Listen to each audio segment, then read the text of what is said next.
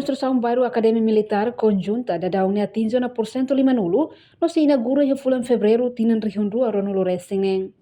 E a terça-feira, diretor interino do Instituto de Defesa Nacional Timor-Leste, Nuno Carvalho Sarmento, informa construção bairro Academia Militar Conjunta deve localizar em município Aileu da daunnya tinjo na porcento 50.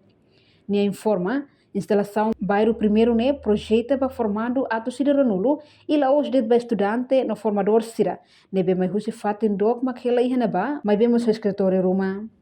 Agora lá construção lá da Rau então na fase basic to dalam clarana tambah ya ita ia plano ratina oi mai ia fulan fevereiro nena começar a huon ho formação ba academia militar conjunta. Então bele to agora bele to basic 50% no. Basic 50% no processo de construção. Ita projeta va 120 formandos. Projeta vai na ba.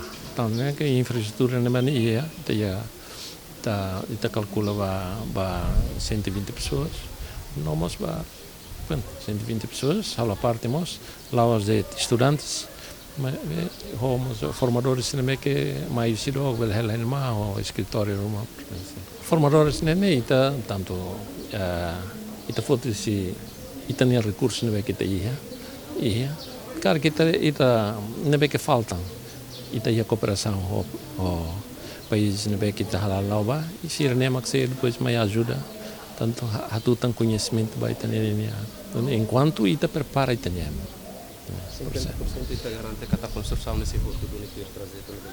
Sei, havia garantia que tá moloca to pulang fevereiro botou todo tem que lolos de hotel para depois ita nem atividades lá o dia com normalidade, né? Fevereiro de 2026 abertura inaugura agora o primeiro curso da Academia Militar Conjunta para jovens timorenses.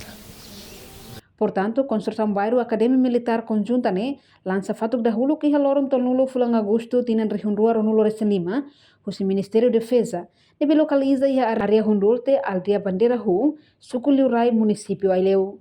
Na instalação edifício Academia Militar Conjunta construiu orçamento $1 milhão americano.